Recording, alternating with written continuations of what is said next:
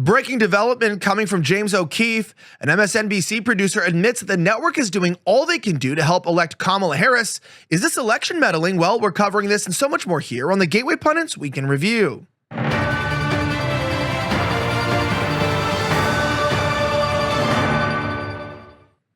Well, critics of MSNBC are calling it out after one of their employees was caught on a hot mic admitting the network is doing all they can do to help elect Kamala Harris. James O'Keefe's OMG group went undercover and exposed them for the hacks that they are.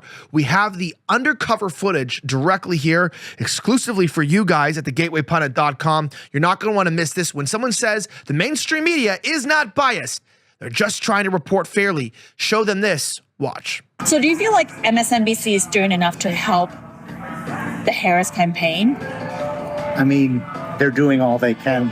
Meet Basil Hamden, a writer and producer for MSNBC's weekend show, Iman. Basil also reveals that, quote, what her message of the day is their MSNBC's message of the day. What have they done to help the Harris campaign? Amplify her message. What her message of the day is their message of the day.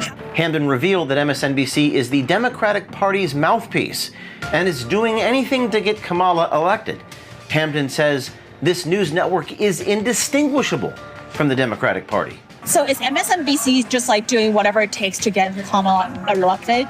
Yes. It hammers home the point that I'm making, that this news network is indistinguishable from the party. Are they just the Democratic Party's mouthpiece? Exactly. MSNBC is the Democratic Party's mouthpiece. Yes. Basil calls MSNBC viewers brainwashed and states that MSNBC made their viewers dumber over the years. Viewers get mad at the guests or the hosts if the hosts were to criticize Democrats. They've made their viewers dumber over the years. I think brainwashing and dumbing down, it's bad. Aggressive. I get it. Helps Trump.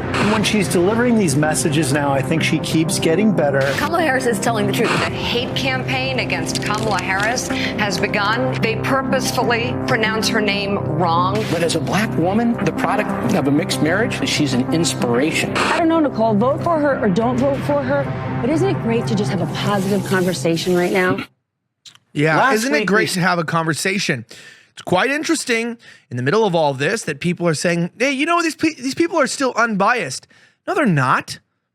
It's ridiculous. They're literally the arm of the DNC. In fact, they're actually an arm of the CIA. People think this is Democrats or Republicans. This is American intelligence communities. I'm rather shocked to see that we are still naive to the fact that this is going on. Speaking of persecution, a former Mesa, Colorado clerk and Gold Star mother, Tina Peters, sentenced to 9 years in the latest political persecution. Check this out. In yet another blatant display of political persecution, former Mesa County, Colorado clerk Tina Peters, 68, a Gold Star mother, has been sentenced to 9 years in prison. After bravely raising questions about election irregularities, Peters was relentlessly pursued by local and federal authorities, culminating in charges that were politically motivated from the outset. Peters' crime: exposing the truth about what happened in the 2020 election. Last month, Tina Peters was found guilty on 7 of the 10 charges for preserving critical election data. It goes on to explain that the Gateway Pundit's Brian Lupo attended the trial. Tina Peters is the election clerk from Mesa County, Colorado. She made a copy of her machine's information before performing the action requested by Griswold, who demanded that all voting machine elections data be erased, which is against the law after the 2020 election. Ms. Peters was attacked for her actions. The Mesa County District launched a criminal investigation against Peters for allegedly posting election systems passwords on the internet. Peters maintains that she had nothing to do with the crime that she is accused and is being targeted for documenting election fraud in her county. We have a Secretary of State that is drunk with power. She makes emergency decrees, and when we query her, she refuses to answer in violation of the state law during Mike Lindell's symposium. Later on, it says that when I started having citizens come to me and tell me that something didn't seem right in our local city elections from years ago to our 2020 elections, I said that there is and there will be, do something about it. I'm a Republican, I am a conservative, and she's not, and she weaponizes her position to attack people who disagree with her. I've been persecuted. They are trying to take over our election office. We are the last bastion of freedom in Colorado, the Mesa County. We have listened to people. They send me things from all over, and there are discrepancies there that I cannot deny or unsee. The FBI raided her home instead of investigating her claims, and this is what we're going to see time and time again. If you question election integrity, you get raided. If you want a fair and free election, you're called an election denier. Maybe elections are fake. maybe freedom isn't really free. Maybe it's not just paid for with the blood of our ancestors, but perhaps we're all just living in a pipe dream. We're continuing to think that if we just get Trump into office, everything's going to change. I know it will change a bit, but I mean, can we really get the right people into the cabinets? Can we staff the government? It's a question that I'll leave up to the experts. Speaking of that, an FBI whistleblower alleged that there's a plan to deploy plainclothes FBI agents to Maricopa County polling stations to monitor Trump voters, and the FBI responded. Jim Hoff reports. A bombshell report from a whistleblower has set off alarms among Arizona's voters and political leaders as new revelations have surfaced about an alleged plan by the FBI to deploy plainclothes agents to polling stations in Maricopa County. According to a whistleblower who attended a recent security briefing, the FBI's primary objective with this operation is to monitor Trump voters during the upcoming election, a disturbing indication of federal interference aimed at intimidating those who dare support the 45th president. Now, Representative Alexander Kolodin was quick to act, sending a forceful letter to FBI Director Christopher Wray, warning that such actions would not be tolerated. Now, in the letter, Kolodin made it clear that the House is prepared to take immediate action against any attempts by federal agents to intimidate or censor voters in Arizona. I sincerely hope that this disturbing allegation is false. Rest assured, however, that if your agents are here for any other purpose than ensuring that every lawful voter is able to cast a ballot, the House is prepared to take immediate action to secure all Arizonans the equal protection of the laws. The letter expresses deep concern over the alleged deployment of the FBI agents in Maricopa County and polling stations with the intent to monitor and intimidate Trump voters specifically. Now, as many of you guys know, in the midst of this, this has been posted as Representative Alexander Kolodin actually posted the letter here. You can read it on X. He is Real Alex Kolodin. That's even how you pronounce it. Anyway, the other day I was watching something quite strange. Have you ever noticed what happened to legendary Chuck Norris? I recently saw a video that he made and I was shocked. He's in his 80s and still kicking butt and working out and staying active. What's even more shocking is he's stronger, can work out longer, and even has plenty of energy left over for the grandkids. He did this by making one change. He says that he still feels like he's in his 50s, and his wife even started doing this one thing too, and she's never felt better. She says that she feels 10 years younger, her body looks leaner, and she has energy all day.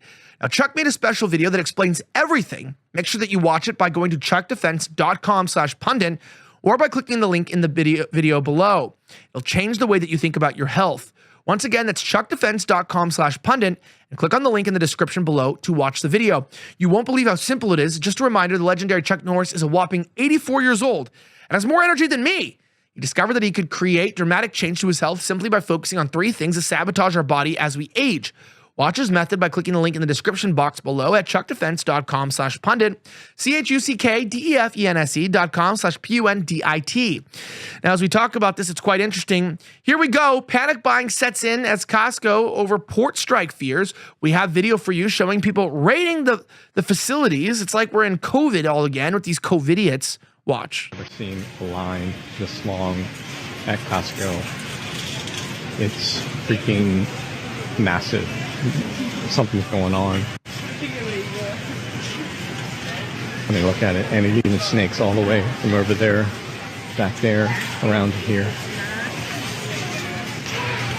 I mean, it's going to take me literally more than a minute to walk all the way down here. In case there's any good samples.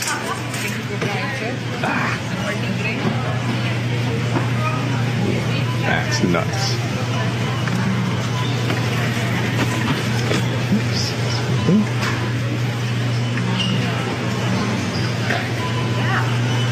Insane.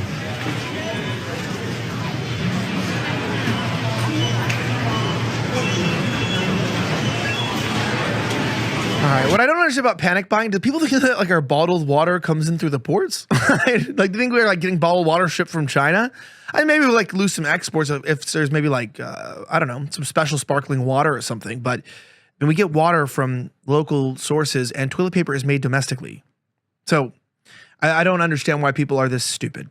But it is America after all. By the way, our 5th story, which we can't and don't have time to cover today, is how Maria Bartiromo covered the top story from Jordan Conradson about illegal voting in Arizona. You've got to check out those clips on our website at thegatewaypundit.com. My name's Elijah Schaffer. Thank you for watching the Gateway Pundit's Week in Review, where we cover the top 5 stories of the last 24 hours in around 10 minutes. Have a great rest of the week as always, and may God bless the United States of America. I'm signing out.